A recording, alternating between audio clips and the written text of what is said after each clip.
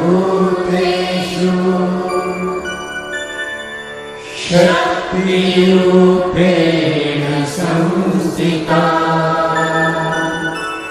नमस्तस्यै नमस्तस्यै नमस्तस्यै नमो नमः। नमस्कार प्रेक्षको, स्त्री शक्ती संवाद मध्ये तुम्हा सर्वांचं मनापासून स्वागत।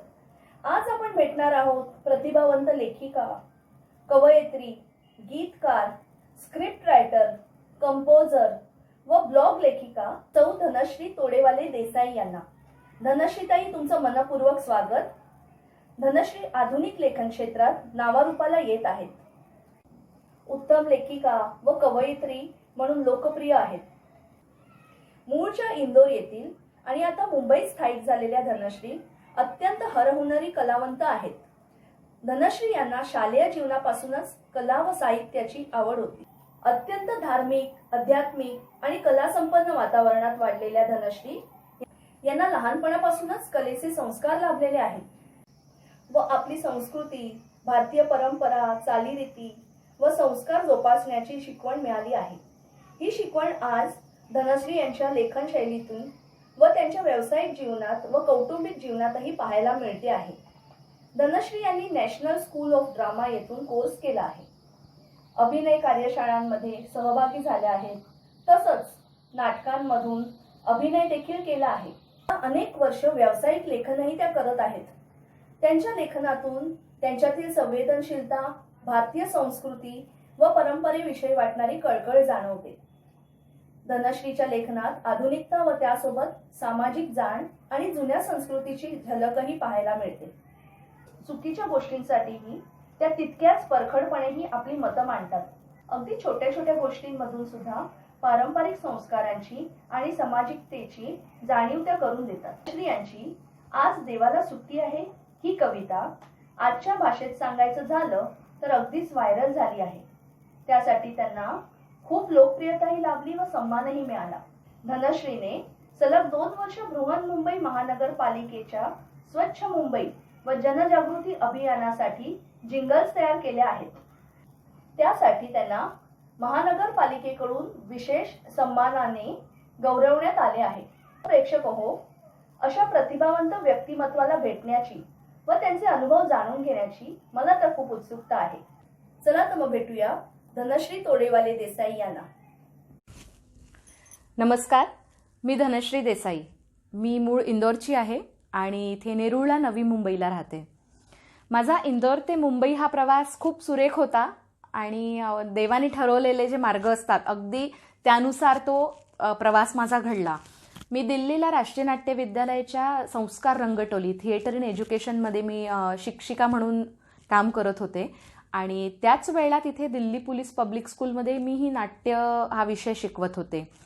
त्यावेळेस मला माझ्या मामाच्या मुलाचा फोन आला की एक IBN लोकमत चॅनल आहे मुंबईला, आत्ता नव्याने सुरू झालेला आहे, तर त्याच्यामध्ये त्यांना काही स्टोरीज पाहिजे इंदोरच्या, तर तू काहीतरी नवीन करत असते, तर त्यामुळे तुला जर आवड असेल तर तू त्या क्षेत्रात उतरू शकते किंवा तो विषय तू घेऊ शकते आणि त्यांचं काम करून देऊ शकते।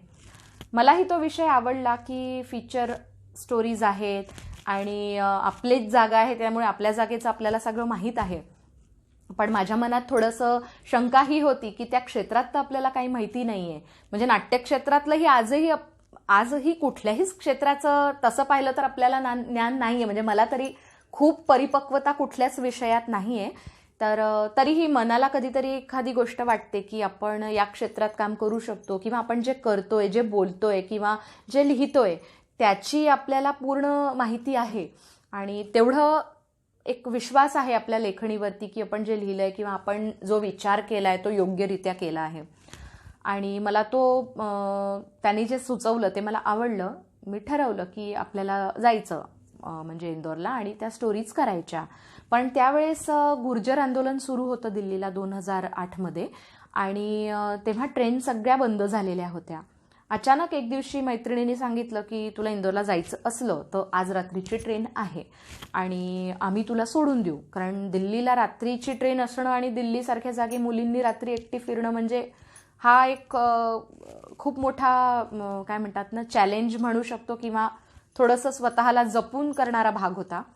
त्यांनी मला सांगितलं की आम्ही तुला 3-4 जण आहोत, आम्ही सगळे मिळून तुला स्टेशनवर सोडून देऊ, ट्रेनमध्ये बसवून देऊ आणि तू जाऊ शकते. मला पटलं. म्हटलं नाही हे बरं आहे, आपण एकदाची निघू शकतो आपल्याला जे काम करायचं त्यासाठी. स्टेशनवर पोचल्यावर तिथे मला एक मुलगा भेटला आणि त्यांनी मला सहज विचारलं की तुम्हाला कुठे जायचं आहे. आधी अनोळखा म्हणून मी पण जरा नाही बोलले की उगाच आपण कशाला सगळ्यांशी बोलत बसायचं. तर त्यांनी मला सांगितलं की मला असं तुमचा चेहरा बघितल्यासारखा वाटला म्हणून म्हणे मी तुमच्याशी बोलायला आलो, कारण मी उज्जैनचा आहे. तुम्ही इंदोरच्या आहे का? म्हटलं हो मी इंदोरची आहे, मला इंदोरलाच जायचं आहे. तर सहज गोष्टीतनं निघालं तेव्हा कळलं की त्यांनी मला म्हटलं की तुम्ही लोकमान्य नगरला राहता का? म्हटलं हो लोकमान्यला राहते. तर म्हणे की मी लोकमान्य नगरला माझे काही मित्र राहतात, तेव्हा मी तिथे येत असतो तर कदाचित तुम्हाला बघितलेलं मला वाटतंय. मी पण थोडीशी म्हणजे काय म्हणतात ना एक सेफ झाले की चला कुठेतरी ओळखीचं असं व्यक्ती आपल्याबरोबर आहे या प्रवासामध्ये. त्यांच्याशी बोलत असताना त्यांनी माझ्यासाठी बर्थ वगैरे TCशी बोलून की तुम्ही बसा, मी सगळं कनेक्शन वगैरे करतो गोळा आणि काय होतं ते बघतो. त्यांनी बर्थ माझ्यासाठी पण एक व्यवस्थित करून घेतली आणि गप्पा मारताना सहज त्यांनी मला असं म्हटलं की तुमच्या बोलण्यावरनं मला असं वाटतं की तुम्ही एखाद्या न्यूज चॅनल वगैरेसाठी का ट्राय नाही करत, तुम्ही हिंदी इतकी छान बोलता. तर मी म्हटलं की मला आवड आहे पण म्हटलं एकतर माझं त्यात काही ज्ञान नाही, मी काही जर्नलिझम केलेलं नाही आहे. तर तो पण म्हटलं माझ्या दादानी मला एक अशी एक संधी आलेली आहे माझ्याकडे IBN लोकमतची, पण त्यातही मला पुरेसं ज्ञान नाही आहे, म्हणजे ज्ञानच नाही आहे, तर मी कसं करू, मी या जरा द्विधा मनस्थितीत आहे. आणि त्यांनी मला सांगितलं की इंटर्नशिप होते IBN लोकमतला, तर तुम्ही ती इंटर्नशिप घ्या, 3 महिने ते शिका आणि मग तुम्हाला असं वाटतं की आता आपल्याला ज्ञान आलेलं आहे त्याचं जे काही गरजेचं ज्ञान आहे, तर तुम्ही त्यावर काम करू शकता. आणि मी त्याला विचारलं की तुम्ही मीडियामध्ये आहात का? आणि असं झालं की तो IBN लोकमतलाच IT सेक्टरमध्ये काम करणारा मुलगा होता आणि त्याच ऑफिसला होता आणि बिलकुल त्याने तेव्हाच नोकरी सोडली होती. तर तो म्हणे की मी आत्ताच IBN लोकमतची नोकरी सोडून मी नोएडाहून आपला इंटरव्ह्यू देऊन येत आहे आणि मला पण या ट्रेनमुळे निघता येत नव्हतं. आज ट्रेन सुरू झाली तर आज मी आता उज्जैनला जातो म्हणे, घरी पोचतो आणि काही दिवसात मला पुन्हा नोएडाला जॉईन करायचं आहे. तर मला खूप छान वाटलं. त्यांनी मला सांगितलं की नाही तुम्ही या फॉर्मॅलिटीज असतात, तुम्ही हे सगळं शोधा आणि निघा. मला खूप उपयुक्त वाटलं ते की नाही आपण इंटर्नशिप घ्यावी. मग मी इंटर्नशिपसाठी जेव्हा शिर्के सरांशी बोलले तर ते मला म्हणाले की नाही आम्ही तुम्हाला इंटर्नशिप देऊ, फक्त तुमची राहण्याची व्यवस्था तुम्हाला स्वतः करावी लागेल, कारण आम्ही पगार देत नाही, आम्ही स्टायफंड अमाऊंट जी काही असते ती देतो. माझ्या काकांचं घर होतं ठाण्याला आणि दादा वहिनींनी मला म्हटलं की नाही तू ये इथे आणि तुला काय करायचं ते कर. तेव्हा मी शिकले, ते 3 महिने केलं आणि मग मी त्यांना स्टोरीज करायला सांगितलं की मला स्टोरीज करायच्या आहे, फीचर स्टोरीज. आणि मी अहिल्यादेवींच्या खूप युनिक स्टोरीज IBN लोकमतला दिल्या, त्या खूप गाजल्या, लोकांना खूप आवडल्या. आणि अहिल्यादेवींचे मुख्य म्हणजे आजपर्यंत गाभाऱ्यातले देव कुठल्याही चॅनलला आतमध्ये जाऊन स्पर्श करायला मिळालं नाही आणि ते खरंच माझ्यावर देवाची कृपा होती की ते भाग्य मला लाभलं आणि मला ते सगळं शूट करता आलं. म्हणजे त्यांचा स्वयंभू शिवलिंग जो त्यांना नर्मदे काठी मिळाला होता तो मी हातात घेतला, त्यांची जपाची माळ नवरत्नांची ती मी घेतली, नवग्रह त्यांचे मी स्पर्श केले आणि असा सुरेख प्रवास माझा सुरू झाला. त्यानंतर फार रेसेशन असल्यामुळे आता पुढे काय करायचं, म्हणजे आता इंटर्नशिप तर संपली आपली, आता या क्षेत्रात धरलं म्हणजे पुन्हा तर असं होणार की अर्ध नाटकात सोडलं, अर्ध हे सोडलं. मग त्यावेळेस ABP माझामध्ये खांडेकर सरांचा नंबर मला कुठेतरी दिला की तुम्ही बोलून बघा. मी सरांशी बोलले आणि त्यांना या सगळ्या स्टोरीजबद्दल जेव्हा मी सांगितलं तेव्हा त्यांनी मला म्हटलं की तू एकदा ये आणि मला स्टोरीज दाखव. मी आपल्या CD घेऊन गेले, त्यांना स्टोरीज दाखवल्या आणि त्यांनी लगेच इंटरव्ह्यू वगैरे घेऊन आणि मला जॉबचं माझं झालं. आणि अनेक लोकांना तो एक खूप मोठा धक्का होता की 2009च्या रेसेशनमध्ये 2008-9च्या रेसेशनमध्ये लोकांच्या नोकऱ्या जात आहेत आणि जिला काहीच अनुभव नाही आहे जर्नलिझमचा किंवा आत्ताच इंटर्नशिप करून आलेली आहे, जिचं मराठीही धड नाही, म्हणजे आजही धड नाही आहे मी असंच म्हणेन. कारण अनेकदा असं होतं की लिखाणात खूप बदल झालेला आहे किंवा थोडंसं परिपक्वता लिखाणाकडे वाढली आहे, पण उच्चारणामध्ये अनेकदा असं होतं की मराठी शब्द सुचेनासे होतात बोलताना. तर त्यांनी मला माझा नोकरीमध्ये प्रवेश झाला ABP माझाच्या, आणि तिथेच असणाऱ्या अनेक लोकांना ही गोष्ट पण जरा विचित्र वाटली की बाहेरनं कसं काय एकदम कोणी एंटर होऊ शकतं. पण तो प्रवास माझा फार छोटा होता, कारण मराठी त्यांच्या हिशोबाने माझं मराठी फार वेगळं होतं, किंवा हिंदीचा प्रभाव आजही आहे बोलण्यामध्ये, तेव्हाही होता, तेव्हा लिखाणामध्ये जास्त जाणवत होता. मग मला असं वाटलं की कदाचित इथे आपल्याला आपल्या संकल्पना जरी असल्या तरी इथे आपल्याला टिकणं फार अवघड आहे, कारण कुठेतरी एक मराठीपणाचं जे वर्चस्व गाजवणारे लोक होते त्यांच्यामुळे मला थोडासा त्रास सहन करावा लागला. पण मला हे निश्चित माहीत होतं की आपण टिकू, कुठेतरी करू, काहीतरी करू. एकदा दोनदा मनामध्ये विचार आला की आपण मुंबई सोडून पुन्हा जावं घरी आणि बघू काय करता येतं मग. पण दादा बहिणी फार ठाम होते, काकू माझी फार ठाम होती. ती म्हणाली की अजिबात जायचं नाही, आणि तुझ्यामध्ये गुण आहे, तू काही ना काही करतच राहशील, तर अजिबात तू सोडू नको पिछा. आणि तेवढ्यात माझं लग्न ठरलं. लग्न ठरल्यावर मुलगा मुंबईचाच आणि मुख्य म्हणजे अलाहाबादचा. तर मला जरा हे होतं की अलाहाबादचा मुलगा कसा असणार. पण ते असं होतं की म्हणजे त्यावेळेस खूप मुलं शोधले. बगल में छोरा गाव में ढिंडोरा असं झालं. अगदी माझ्या घराच्या समोरच्याच कॉलनीत यांचं घर होतं, आणि तसे मूळ सगळे इंदोरचेच असल्यामुळे मला खूप छान वाटलं की चला, शिक्षण आणि राहणं वगैरे अलाहाबादला असलं तरी घर इथे आहे. आणि असा हा प्रवास झाला. त्यानंतर नोकरी वगैरे मला सोडावी लागली लग्नानिमित्त, कारण सुट्ट्या मिळत नव्हत्या.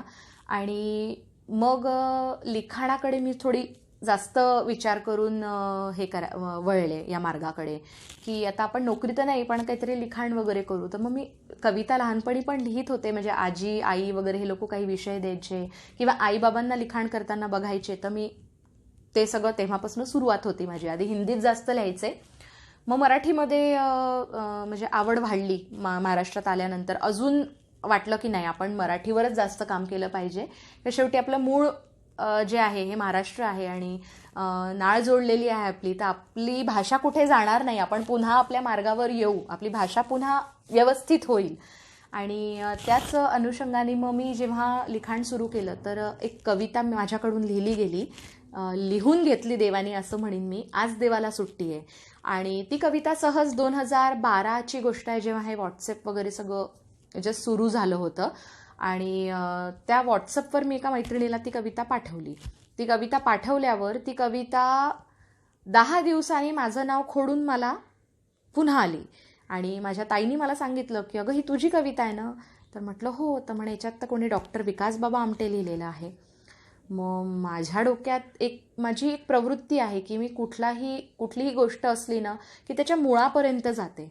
आणि मी गुगलवर नंबर शोधले, विकास काका आमटे, त्यांच्याशी वर्षभर माझा संपर्क झाला नाही.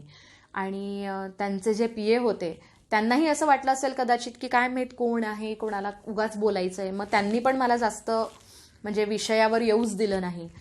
काही दिवसांनी मला मेसेज आले की हा व्हिडिओ बघ. आणि त्या व्हिडिओमध्ये भारतीय जनता पार्टीच्या एका मोठ्या कार्यक्रमामध्ये तेव्हा मुख्यमंत्री फडणवीसजी होते, त्यांच्या कार्यक्रमात ती कविता सादर झालेली होती. ती कविता बघितल्यावर मला असं झालं की होऊ शकतं, कारण विषय अनेक लोक एकच विषय धरतात, कधी कधी शब्दही एकसारखे येतात, पण अख्खी कविता तशी होती. त्यामुळे मी गोंधळले की हे असं कसं शक्य झालं. आणि योगायोग असा झाला होता की ती कविता जेव्हा मी लिहिली तेव्हा माझ्या नवऱ्याने मला म्हटलं होतं की ह्याला कॉपीराईट कर. ती कॉपीराईटसाठी दिलेली होती, पण ते झालं नव्हतं, कारण त्यावेळेस अनेक वर्षांचं काम पेंडिंग पडलं असल्यामुळे ते काम झालं नव्हतं. आणि मग त्या कवितेनी मला आणखीन हे केलं की नाही, आपल्या गोष्टीसाठी आपल्याला लढायचं, आपली बाजू ठाम करायची. मग मी मुळाशी गेले त्या गोष्टीच्या की कविता कुठनं व्हायरल झाली, कुणी केली, कशी झाली. मग सगळ्यात पहिले तर महाराष्ट्र टाइम्सने ती कविता माझ्याकडनं घेतली आणि ती छापली. कॉपीराईट होऊनही लगेच आले काही दिवसातच मग त्याच्या. आणि मला कळलं की ही कविता म्हणणाऱ्या ज्या आहे त्या नागपूरच्या कोणी आहे. आणि मग मी त्यांना सांगितलं की असं ही कविता माझी आहे. आणि मग त्याची प्रसिद्धी झाली होती. आजही ती कविता फिरते अनेक जागी, आजही ती इतरांच्या नावाने असते, पण आता लोकांना माहिती, तर लोक आवर्जून ते नाव टाकायला सांगतात माझं. तर हा एक लिखाणाचा प्रवास सुरू झाला. सोशल मीडियावर लिखाण करत असताना मला ही गोष्ट जाणवली की आपण जे लिहितो त्याला अनेक सिरियल वगैरेमध्ये किंवा सोशल नेटवर्किंगवर जे आपलं लिखाण असतं त्याला वाचणारे अनेक लोक आहे, म्हणजे मोठे मोठे लोक त्याला वाचतात. त्यातून त्यांना आपल्याला त्यातलं ज्ञान नसल्यामुळे आपलं लिखाण जे आहे ते त्यांच्या बाजूने ते कसं मोल्ड करून आपल्या सिरियलमध्ये किंवा आपल्या पिक्चरमध्ये किंवा कशामध्येही ते वापरू शकतात. ही गोष्ट जेव्हा माझ्या लक्षात आली तेव्हा मला अनेक लोकांनी सांगितलं की स्क्रीन रायटर्स असोसिएशन ही एक संस्था आहे जी म्हणजे यांच्यासाठी चित्रपटांसाठी किंवा सिरियल्स जे असतात त्याच्यासाठी तुमचं लिखाण जे आहे हे सुरक्षित करतं. त्याची मेंबरशिप तुम्ही घ्यायची असते आणि 2 वर्षांची त्यांची ती मेंबरशिप असते. पुन्हा तुम्ही रिन्यू करू शकता. त्याचं ऑफिस आहे अंधेरीला.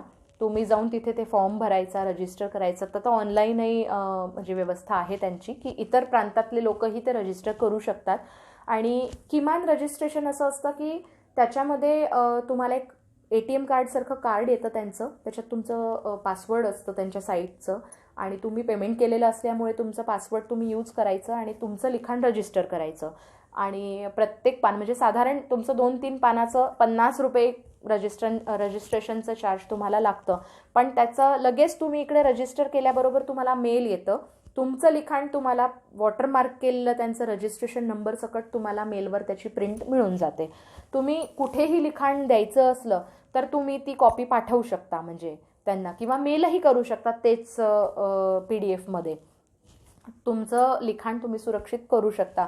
कारण माझ्या अनेक मैत्रिणी ज्या उत्तम लेखिका आहे त्यांचे जे लिखाण होते ते असेच अनेक सिरियलमध्ये दिसले आणि ते स्पष्टपणे दिसत होते की हे लिखाण पूर्ण म्हणजे संकल्पनेपासून पूर्ण घेतलेलं आहे. आणि आता हे स्क्रीन रायटर्स असोसिएशनचं कोर्टाबरोबर एक करार पण झालेला आहे. करारपेक्षा त्यांना असं सांगितलेलं आहे की तुमचं जर लिखाण संकल्पना ही तुमची जर का कोणी चोरली आणि त्याला मोल्ड करून स्वतःचं काही वेगळं करायला केलं तरीही ती चोरीच म्हणजे मानली जाईल. तर हे एक सुरक्षितता जरा त्याच्यामध्ये आलेली आहे. आणि यावर अजून अनेक मीही वाचते कारण मलाही अजून यातलं पुरेसं ज्ञान हवं आहे. तरी मला एक SWA हे माध्यम असं वाटलं की तुमच्या हक्कासाठी ते लोक लढू शकतात. नाटकांमध्ये प्रवेश करण्याची मी लहान होते आणि शाळेमध्ये एक नाच होता गाण्यावर. त्याच्यामध्ये मला माझी बाहुली घेऊन नाचायचं होतं. तो माझा पहिला मंचावरती आपण सादरीकरण ज्याला म्हणतो, वयाच्या 4थ्या वर्षी मी पहिल्यांदा सादरीकरण माझं केलं असेल, प्रस्तुती दिली असेल. त्यानंतर आमच्या लोकमान्य नगरला मी जिथे वाढले ते सांस्कृतिक क्षेत्रच आहे. खरं तर त्याला आपण म्हणू शकतो की मुंबईला जसं शिवाजी पार्क एक प्रसिद्ध जागा आहे जिथे कलेनी भरलेले लोक आहे किंवा जिथून चांगले कलाकार निघालेले आहे असं एक म्हण मी ऐकली आहे इथे. तर इंदोरचं शिवाजी पार्क म्हणजे लोकमान्य नगर मी असं म्हणेन माझ्या दृष्टीने. तर तेव्हा आमच्या कॉलनीमध्ये लहान लहान नाटकं याच्यामध्ये भाग घेऊन, सांस्कृतिक कार्यक्रमांमध्ये भाग घेऊन ती एक आवड अजून माझी निर्माण झाली. त्यानंतर संस्कृत नाटकांमध्ये मी भाग घेतला. जे इंदोर म्हणून नाही जायचं तर जळगाव म्हणून आमची संस्था रजिस्टर होती, ती जळगावहून जायची, गोवा वाचनालय.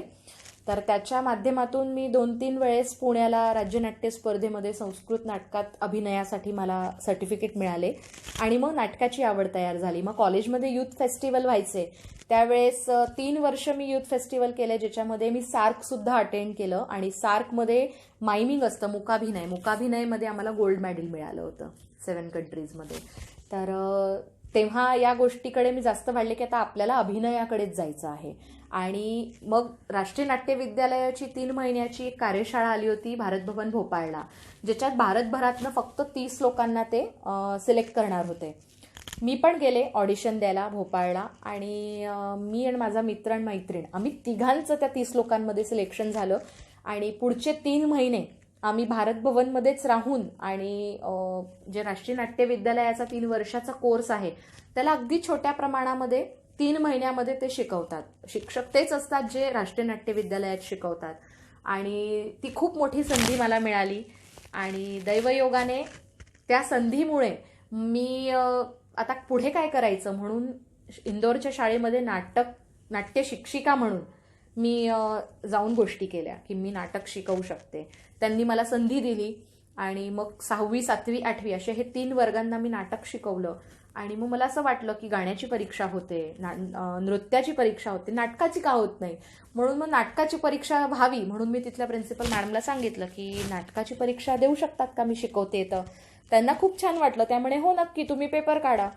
आता जो मी शिकले, म्हणजे त्या वयाच्या मुलांना जे नाटक शिकवलं त्याचं मी खूप खूप कमी कसं की लहान मुलांपर्यंत तो भाग कसा जाईल, जे राष्ट्रीय नाट्य विद्यालयाची मुलं शिकतात आणि 6वी-7वीची मुलं त्या नाटकाला कसं शिकतील, त्याप्रमाणे मी ते नाटकचे विषय त्यांना तयार केले, त्याचे पेपर काढले आणि ते पेपर मी सहज राष्ट्रीय नाट्य विद्यालयाला पाठवले की मी तुमच्या इथनं मी शिकले आणि मी असं तयार करून इंदोरला एका शाळेमध्ये हे नाट्य हा विषय टाकला आहे.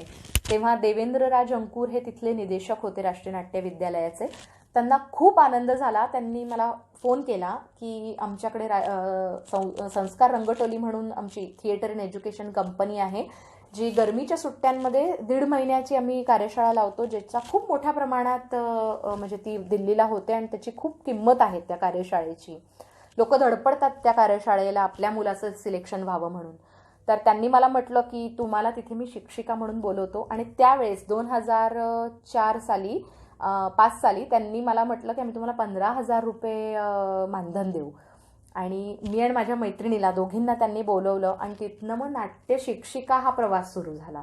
नाट्य शिक्षिका प्रवास करत असताना मला तिथल्याच एका दिल्ली पोलीस पब्लिक स्कूलमध्ये नोकरीचा ऑफर आला की इथे तर तुम्ही 1.5 महिनाच राहाल, मग तुम्ही तिथे नोकरी करा. मग मी कायम दिल्लीला थांबायचा विचार केला की आता हे कार्यशाळा पण करते, त्यांचे काही काही प्रोजेक्ट असणारच आहे पुढे. त्यांनी आम्हाला सांगितलं की 2-3 वर्ष मी तिथे गेलेले असल्यामुळे त्यांनी म्हटलं की नाही, आता तुम्ही इथेच थांबा आणि आमच्याकडे काही ना काही सुरुवात असेल तेव्हा तुम्ही तुमची नोकरी करूनही राष्ट्रीय नाट्य विद्यालयाचं काम करू शकता. त्यावेळेस मी तिथल्या शाळेमध्ये मग नोकरी सुरू केली आणि मग मी दिल्लीला थांबले. आणि मग त्यानंतर आम्ही थोड्या काळासाठी विसरलो की कदाचित नाही होणार हे काम पुढे. मग पुन्हा अचानक एक दिवशी त्यांचा फोन आला की ताबडतोब तुम्ही गाणं घेऊन या. आणि ॲडिशनल कमिशनर जे आहेत त्यावेळेस जे होते त्यांनी बोलवलं आहे मीटिंगसाठी आणि आम्हाला ते गाणं हवं आहे. आणि असं करून ते गाणं गेलं आमचं त्यांच्याकडे आणि त्यांनी मग आम्हाला सांगितलं की अशा फॉर्मॅलिटीज, कारण कागदपत्री काम हे सगळं काही म्हणजे पलीकडे होतं विचारांच्या, कारण कधीच या क्षेत्रात गेलेलो नव्हतो की एखाद्या प्रशासनासाठी आपल्याला काही काम करायचं आहे आणि त्याची आपल्याला काहीही माहिती नाही आहे. त्यांनी आम्हाला खूप मदत केली. त्यांनी आम्हाला वेळोवेळी सांगितलं की कसं कागद होतात, कसे गोष्टी घडतात, कसं काम सुरू होईल. आणि असं आमचं पहिलं प्रोजेक्ट 2017ला आमचं गाणं लॉन्च झालं, 2018ला. आणि त्यानंतर मग त्यांना आमची गाणी इतके आवडले की त्यांनी आम्हाला आता दरवर्षी स्वच्छ भारत अभियानाचे गाणे आमच्यासाठी असतात ते, की आम्हाला ते फोन करतात की यावर्षीचं गाणं लिहायचं आहे. मग यंदा आम्ही आरोग्य विभागाचंही त्यांच्या इतर विभागांचंही आम्ही कामं घेणं सुरू केलं. आणि त्याच दरम्यान आम्ही अनेक गोष्टी करत होतो की स्वच्छ भारत अभियानाचे झाले किंवा बेटी बचाओ बेटी पढाओ किंवा ट्रॅफिकचे, याच्यासाठी आम्ही भरपूर लिखाण करून ठेवलं. आणि आजही आम्ही प्रत्येक प्रांतामध्ये तिथल्या लोकांशी संपर्क करण्याचा प्रयत्न करतो की आपल्याला कुठेतरी एकदा ओळख झाली, एकदा मार्ग मिळाला, एकदा त्यांना आपलं काम पटलं, आवडलं तर कदाचित आपल्यासाठी मार्ग खुले होतील. आणि प्रवास हा सगळ्यांसाठी सतत असणार आहे, त्यामुळे तो एकच क्षेत्राचा असेल असं कुणीही समजू नये असं मला वाटतं. त्यानंतर हा सगळा प्रवास झाला आमच्या लिखाणाचा. मग कथा कविता असं लिहिता लिहिता अनेक प्लॅटफॉर्मवर मी त्या कथा कविता टाकल्या, लोकांना आवडल्या. अनेक लोकांनी सांगितलं की तुझी ही कथा जी आहे ही एखाद्या ब्रँडसाठी तू दे, त्याच्यावर ते ॲडव्हर्टाइजमेंट तयार करतील. तोही एक प्रवास अजून सुरू आहे, तेही एक काम माझं सुरू आहे, ते करते मी. एक शो मी तयार केलेला आहे आणि नॉन फिक्शन शो आहे तो. त्या शोसाठीही माझी धावपळ आता सुरू आहे. सध्या लॉकडाऊनमुळे तसेही न्यूज चॅनलचे हे सगळे जे प्रोडक्शन्स बंद होते त्यांचा खूप नुकसान झालं. त्यामुळे सध्या जे त्यांचे काम सुरू आहे तेच सध्या सुरू असल्यामुळे आम्ही सध्या क्यूमध्ये आहोत. आणि वाट बघते मी की तेही एकदा काम आपल्याला करता आलं तर ते एक नॉन फिक्शन शोची संकल्पना लोकांपर्यंत जाईल, जर का त्यालाही चांगली वाट मिळाली तर. तो एक प्रवास माझा लिखाणाबद्दलचा, तो एक प्रवास आहे. दुसरं मला एक सवय आहे की लहानपण हे खूप उत्तमरित्या माझं गेलं. कॉलनी होती, महाराष्ट्रीयन लोकांची कॉलनी होती. अधिक म्हणजे जास्त करून सगळे नातलग होते तिथे कॉलनीमध्ये. आणि संस्कृती जोपासणारी कॉलनी होती. वेळोवेळी प्रत्येक सणवार साजरं करणारे होते. त्यामुळे ते एक संस्कार असे माझ्यामध्ये आले की मला असं वाटतं की नाही, खरंच आपण प्रत्येक गोष्ट जपली पाहिजे. जी आज पिढ्यानपिढ्या आपल्यापर्यंत आली आहे, जर ती आपण आपल्या येणाऱ्या पिढीला नाही दिली तर मग ती कुठेतरी नष्ट होणार आणि त्याचे तत्त्व लोकांपर्यंत नाही पोचणार. म्हणून प्रत्येक सणवार मी छोटा का होईना माझ्याकडनं प्रयत्न करते की तो साजरा करावा, ते संस्कार जपले जावे आणि ते आपल्या मुलांना द्यावे. कारण मुलांनाही आमचं लहानपण हे फार आपण म्हणतो ना एक त्याच्यात नैराश्य नव्हतं. कारण इतक्या सगळ्या गोष्टी होत्या करायला, इतके सणवार यायचे की नैराश्य दूर व्हायचं. आणि आता काय आहे, लोकांकडे वेळ नाही आहे, त्यामुळे नैराश्य जास्त येतं. कारण सणवार साजरा करायला वेळच नाही आहे त्यांच्याकडे. आणि आपण म्हणतो पण हे जे सणवार असतात हे फार कुठेतरी आपल्याला नैराश्यातून बाहेर काढतात. म्हणजे आनंदाचे क्षण तर देतातच, आपण तेवढ्या वेळात बिझी होतो, ते काम करण्यासाठी आपण इतर त्रासही बाजूला ठेवून देतो. तर हा एक मी एक ठरवून ठेवला आहे की या सगळ्या गोष्टी आपण कंटिन्यू करायच्या. आपले गणपतीचे जे दिवस आहे त्याच्यामध्ये होणाऱ्या गोष्टी मुलांपर्यंत गेल्या पाहिजे. आपले जे नायक होते, खरे नायक जे होते देशाचे, त्यांच्याबद्दलच्या गोष्टी मुलांना सांगणं, त्यांच्या पात्रांबद्दल काही करून घेणं मुलांकडनं, कधी वेशभूषा करून देणं. म्हणजे मुलांना एकंदरीत सगळ्यांचं शेवटी समाजाची रचना कशी झाली आहे, समाजाबद्दल, स्वतःतले गुण त्यांचे बाहेर आले पाहिजे, हे त्यांना कळलं पाहिजे की हे माझ्यातले गुण आहे. आणि हे सगळं करते मी. परिवाराबद्दल माहिती मला असते, जसं मी पण यांना सांगत असते की मला माझी आजी माहिती आहे, मला माझी पणजी माहिती आहे. तर या गोष्टी पण मुलांपर्यंत मी पोहोचवण्याचा प्रयत्न करते. लहानपणापासूनच आईवडिलांनी आपल्या मुलांना प्रत्येक क्षेत्रातलं ज्ञान देणं सुरू केलं पाहिजे. फक्त पुस्तकं, अभ्यास या सगळ्या गोष्टी ज्या आहे या महत्त्वाच्या आहेच, प्रश्नच नाही. पण नैराश्यातून जेव्हा एखादा, आता आपण बघतोय की लोकांच्या इतक्या मोठ्या मोठ्या पोस्टवर लोक होते, इतके शिकलेले लोक होते, पण नैराश्य आलं त्यांच्यासमोर. का? कारण तिसरा ध्येयच नव्हता, एकच ध्येय त्यांच्यासमोर की अभ्यास, अभ्यास आणि अभ्यास. किंवा एखादी चांगली पोस्ट करण्यासाठी हुशार आपल्याला होणं गरजेचं आहे. पण हुशारकी फक्त मला असं वाटतं पुस्तकी ज्ञानाने मिळत नसते. तुम्हाला म्हणजे तुम्ही मी सेकंड डिव्हिजन कायम सेकंड डिव्हिजन आले, मी नापासही झाले. मी म्हणजे त्याच्यातनं मी एक गोष्ट शिकले की तुम्ही नापास होणं म्हणजे इतरांसाठी काही नाही आहे, ते तुमच्यासाठी असतं. तुम्हाला समाजाची लाज वाटते, पण ते तुमच्या जडणघडणसाठी फार महत्त्वाचं असतं की आपण एकदा फेल झालो, आपण एकदा हारलो, आपण एकदा मागे राहिलो, तर आपण त्याच जिद्दीने पुढे जाण्याचा प्रयत्न करतो. आयुष्यामध्ये आपण कधीच थकत नाही, कारण आपण ते फेल्युअर जे म्हणतो आपण त्याला, अपयश आपण पचवलेलं आहे.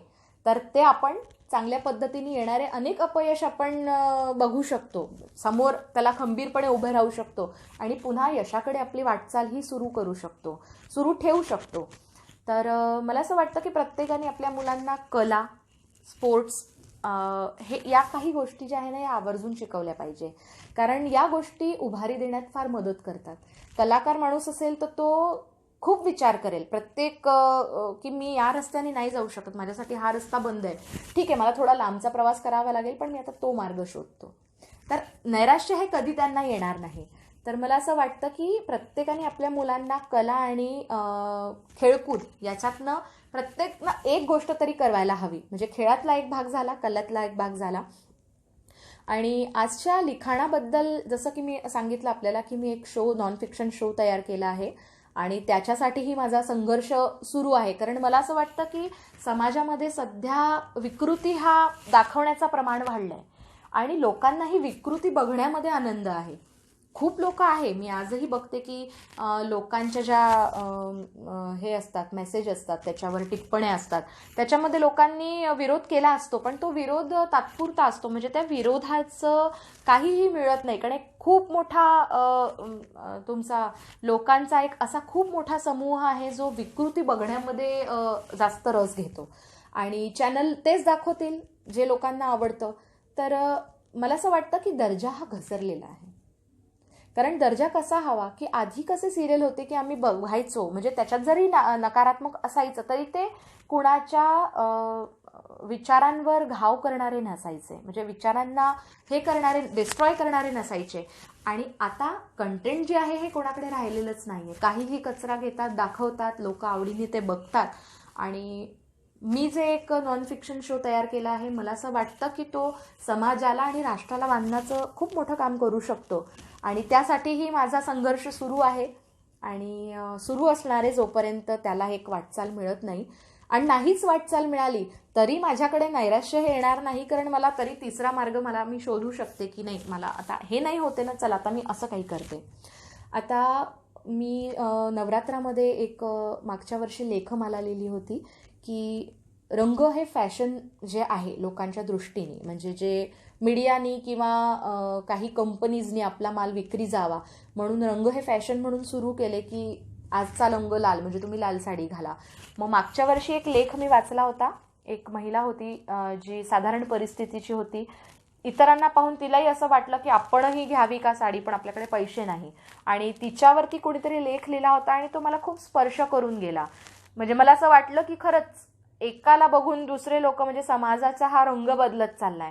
तर खरं काय, रंगांचे तत्व घ्या. त्यावर मी एक लेखमाला लिहिली होती की 9 रंगांचे ज्या दिवशी जो रंग असेल त्या रंगांना चं प्रतिनिधित्व करणारी स्त्री शक्ती, स्वतःमध्ये ते स्त्री शक्तीला जगवा, तो तत्व घ्या.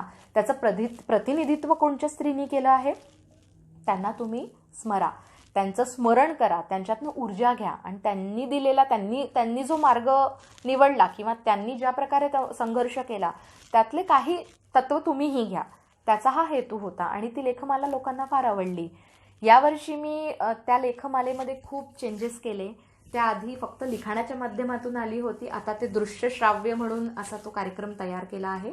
त्याचे व्हिडिओज तयार केले आहे आणि त्या व्हिडिओमध्ये रंगाचं प्रतिनिधित्व करणारी स्त्री म्हणजे आपल्या महाराष्ट्रातली किंवा भारतातली, त्याच्यात असं बंधन मी ठेवलेलं नाही, कारण शेवटी स्त्री शक्ती ही वंदनीयच आहे कुठलीही असो.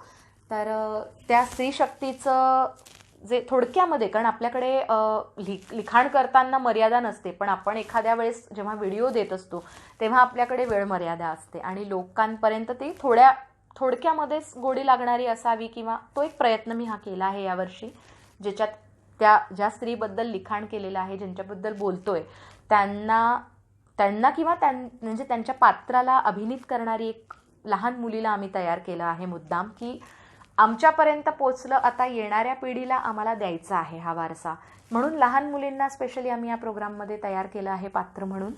तर त्याच्यामध्ये किंवा एखादं सूत्रधार म्हणून केलं आहे, त्याच्यामध्ये लिखाण केलेले पात्र माझे आहेत. त्याच्यामध्ये मी कविता लिहिल्या आहे ज्या एका चरित्राला सांगणाऱ्या आहेत थोडक्यामध्ये. तर आता हा 17 नोव्हेंबरपासून तो माझा कार्यक्रम सुरू होईल आणि आपणही नक्की बघा तो. फेसबुकवर आणि सोशल मीडियावर मी तो टाकणार आहे, कारण चांगली गोष्ट जर वाटली तर मलाही एक प्रोत्साहन मिळेल आणि मलाही समाजासाठी, राष्ट्रासाठी काहीतरी चांगलं लिखाण माझ्याकडूनही होण्यासाठी मला प्रोत्साहन मिळेल की हे व्हावं आणि हे लोकांपर्यंत पोचतं आहे, त्यातनं चांगलं लोकांना मिळतं आहे. तर हा एक छोटासा प्रयास मी माझ्या संपूर्ण संवादामध्ये मी ज्या कवितेसंदर्भात आपल्याला बोलले त्याचा शीर्षक मी बोललेले नाही. तर आपल्यालाही उत्सुकता असेल की कुठली कविता आहे ज्या संघर्षाबद्दल मी बोलले आहे, तर ती माझी कविता आहे आज देवाला सुट्टी आहे. ही कविता महाराष्ट्रात आणि महाराष्ट्राच्या बाहेर प्रचंड मोठ्या प्रमाणात गाजली होती आणि या कवितेला अनेक मोठे मोठे नामवंत लोकांनी शेअर केली होती. अनेक व्यासपीठांवर ही कविता गाजली. ही झी सारख्या मालिकेलासुद्धा ही कविता लागली होती. त्यानंतर याला पेपरमध्येही प्रसिद्धी मिळाली आणि लाखोच्या प्रमाणात याचे व्हिडिओ तयार केले सामाजिक संस्थांनी. तर ही कविता मी आता आपल्यासमोर सादर करते. या कवितेत मी थोडं सामायिक काही ओळ्या ज्या आहेत त्या जोडलेल्या आहे. आज देवाला सुट्टी आहे, कृपया मंदिरात जाऊ नये, देव आहे खूप बिझी, त्याला साकड घालू नये. जायचंच असेल तर जा एका अनाथाश्रमात, तो तिथे लहान पोरांना हसवतोय. तुम्हीही जा, हसवा एखाद्या कोमेजलेल्या फुलाला, पण मात्र आज मंदिरात जाऊ नका, कारण आज देवाला सुट्टी आहे. तो भेटेल तुम्हाला कुठल्याही वृद्धाश्रमात. तो भेटेल तुम्हाला कुठल्याही वृद्धाश्रमात आजी आजोबांचे डोळे पुसताना दिसेल. तो भेटेल तुम्हाला कुठल्याही वृद्धाश्रमात आजी आजोबांचे डोळे पुसताना. रुमाल घेऊन जा तुम्हीही त्यांचे अश्रू पुसण्यासाठी, पण आपले अश्रू दाखवू नका, कारण आज देवाला सुट्टी आहे. तो भेटेल तुम्हाला कुठल्याही हॉस्पिटलात. तो भेटेल तुम्हाला कुठल्याही हॉस्पिटलात प्रेमाने रोग्याला बरा करताना. तुम्हीही जा, हातभार लावा, मात्र आपली तक्रार सांगू नका, कारण आज देवाला सुट्टी आहे. तो भेटेल तुम्हाला ट्रॅफिक सिग्नलवर. तो भेटेल तुम्हाला ट्रॅफिक सिग्नलवर लहान पोरांची काळजी घेताना. तो भेटेल तुम्हाला ट्रॅफिक सिग्नलवर लहान पोरांची काळजी घेताना. तुम्हीही जा, तुम्हीही जा, हातात वह्या पुस्तकं देऊन त्यांना सुशिक्षित करा, पण मात्र आज मंदिरात जाऊ नका, कारण आज देवाला सुट्टी आहे. तो बसला आहे अन्नाच्या प्रत्येक कणात. तो बसला आहे अन्नाच्या प्रत्येक कणात. उगीच अन्न वाया घालवू नका. जमलं तर एखादा घास द्या भुकेलेल्या माणसाला. देव आज त्यांच्यातच रमला आहे. उगाच मंदिरात जाऊन देवाचा वेळ घालवू नका. देवाला भरपूर कामं आहे. जमलं तर काही समाजकार्य करा, पण आज मंदिरात जाऊ नका, कारण आज देवाला सुट्टी आहे. आणि जमलंच तर स्वतःमधले देवत्व जाग करा. जर जमलं तर स्वतःमधले देवत्व जाग करा आणि आलेल्या विपत्तीला सामोरं जायला स्वच्छता बाळगा. आलेल्या विपत्तीला सामोरं जायला स्वच्छता बाळगा. देव परीक्षा पाहतोय. देव परीक्षा पाहतोय म्हणून देऊळ बंद आहे. देव परीक्षा पाहतोय म्हणून देऊळ बंद आहे, कारण देवाला तुमच्यातलं देवत्व जाग करायचंय. कारण देवाला तुमच्यातलं देवत्व जाग करायचंय. म्हणून आज मंदिरात जाऊ नका. आज देवाला सुट्टी आहे. धन्यवाद.